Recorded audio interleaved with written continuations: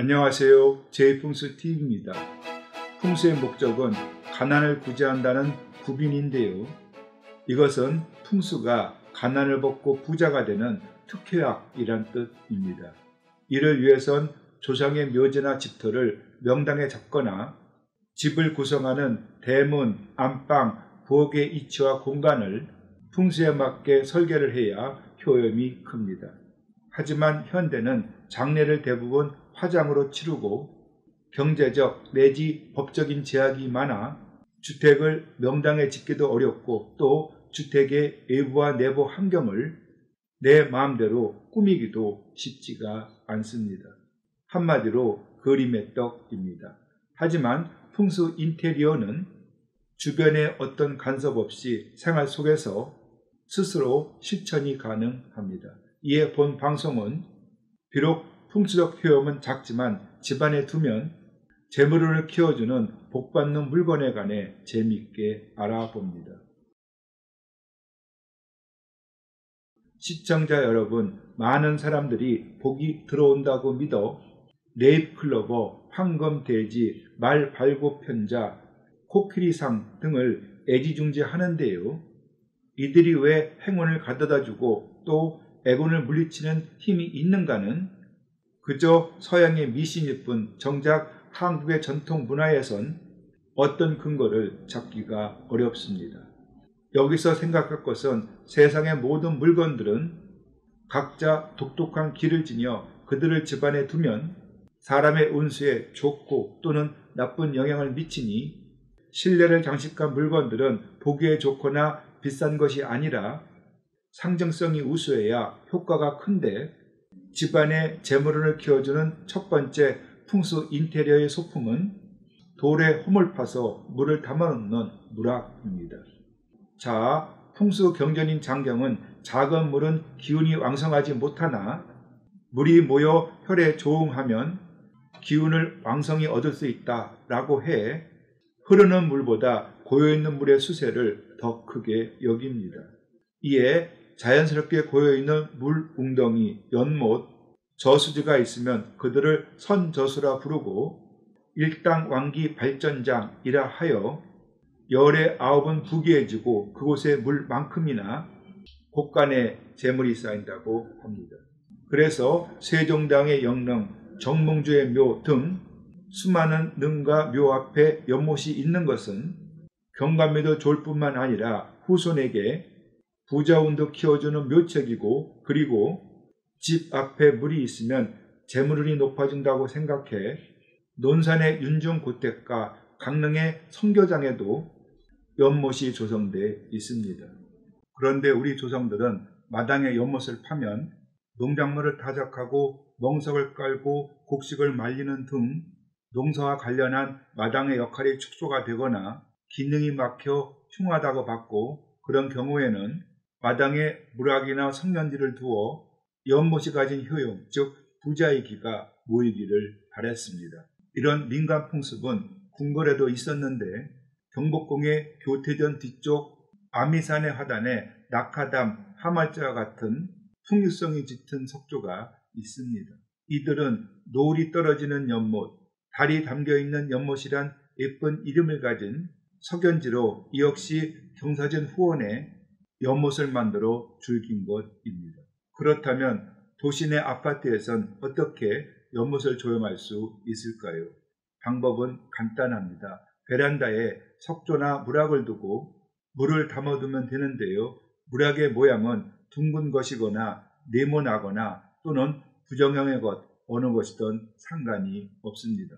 혹시 물만 담겨 있어 심심하면 물고기 또는 수생식물을 키우면 정서 함양에 좋고 재물운도 함께 자라 일거양득입니다. 그런데 수로를 통해서 계곡물을 집 안으로 끌어들이면 흉한 것처럼 거실 내에 또는 베란다에 작은 폭포나 여울 같은 실내 정원을 두면 이들은 집 안에 찬 기운을 돌게 해 건강을 해칠 수 있으니 조심을 해야 합니다. 또 전통적으로 재물운을 키워주는 풍수 인테리어 소품에 가정에선 모란 그림이, 회사에선 강 그림이 매우 유용합니다.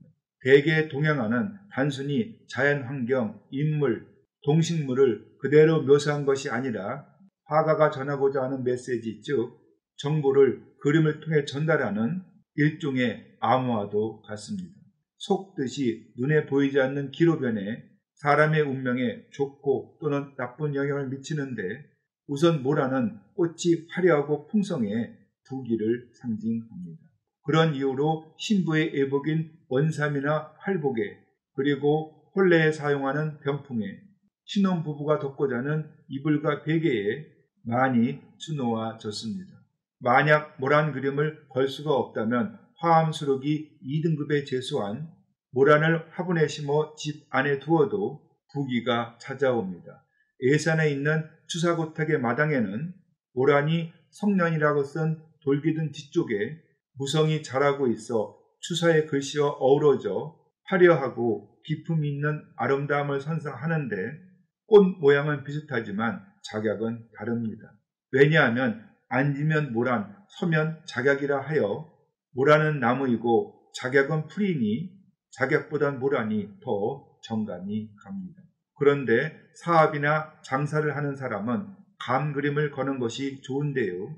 이유는 예로부터 일거리를 뜻하는 말이 일감이고, 그래서 일감이 많다 또는 일감이 없다 이란 말은 한자로 감시와 일사가 중국식 발음이 같아 이를 감으로 해석하기 때문입니다. 따라서 회사 내에 감 그림을 걸어두면 수주가 많아져 사업이 번창하고 가게는 손님이 많아져 장사가 잘 됩니다. 또 수영에 좋은 감나무를 여유 공간에 심고 감나무의 감이 주렁주렁 열리면 할 일이 많아져 회사와 가게가 번창을 합니다. 따라서 사업이 잘 안되고 장사가 시원찮으면 감 그림을 걸던지 아니면 감나무를 심던 간에 꼭 실천을 해보길 권합니다. 집안에 두면 재물운을 키워주는 또 다른 물건에 금고가 있습니다. 자, 속담에 곳간에서 인심이 난다 라고 했는데, 이 말은 인심을 널리 베풀면 좋은 일, 즉 행복한 부자가 된다는 뜻입니다. 그래서 한국에는 노블리스 오블레즈를 상징하는 두 개의 쌀 뒤주가 유명한데, 전남 구례의 운주로에 있는 원톤형 뒤주는 쌀이 3가마가 들어가는데 아래쪽 뚜껑에 누구나 뒤주를 열 수 있다라는 뜻의 타이명예라는 글자가 쓰여 있습니다. 그러자 배가 고픈 사람들은 주인의 눈치를 보지 않고 뒤주에 쌀을 퍼다가 밥을 해 먹었고, 가을이 돼 추수를 하면 꺼운 쌀을 대에 갚았다고 합니다. 그리고 전북 김제의 전 구례집에 있는 장아리 쌀 뒤주는 쌀이 70가마가 들어가는 대형임에도 불구하고 생면부지의 손님까지 식사를 대접하다 보니 한 달 식량도 못 뛰었다고 합니다. 그렇습니다. 쌀 뒤주는 집안의 경제권을 상징하는 곳간에서도 가장 중요한 것이었는데, 과거의 쌀 뒤주에 해당하는 것이 현대는 여러 귀중품을 보관하는 금고입니다. 왜냐하면 금고는 관리의 편리성, 도난의 방지, 화재에 대비하여 많은 가정들이 각종 문서와 기금속 그리고 갑오 등을 보관하기 때문입니다. 따라서 집 안에 금고가 없으면 쌀을 챙겨두고 살지 못할 만큼 생활이 쪼들려 쌀 뒤주가 필요가 없는 집과 같고, 금고가 있으면 쌀을 쌓아두고 넉넉히 살 만큼 생활이 풍족함을 의미하니, 그래서 금고는 과거의 곳간처럼 부의 상징물입니다. 물론 옛날엔 엽전을 궤적에 보관을 했듯이 보석상자나 책상서랍 또는 장롱도 금고로 볼 수 있지만, 그래도 곳간 열쇠를 물려주면 이것은 시어머니가 며느리에게 살림살이의 경제권, 가사 처리권, 제사와 자녀 양육에 대한 일체의 결정권을 모두 넘겨주는 것처럼 귀중한 물건을 특별히 보관하는 곳간 같은 금고가 집 안에 있어야 마음이 든든해지고 또 재물운도 커집니다. 네, 맞습니다.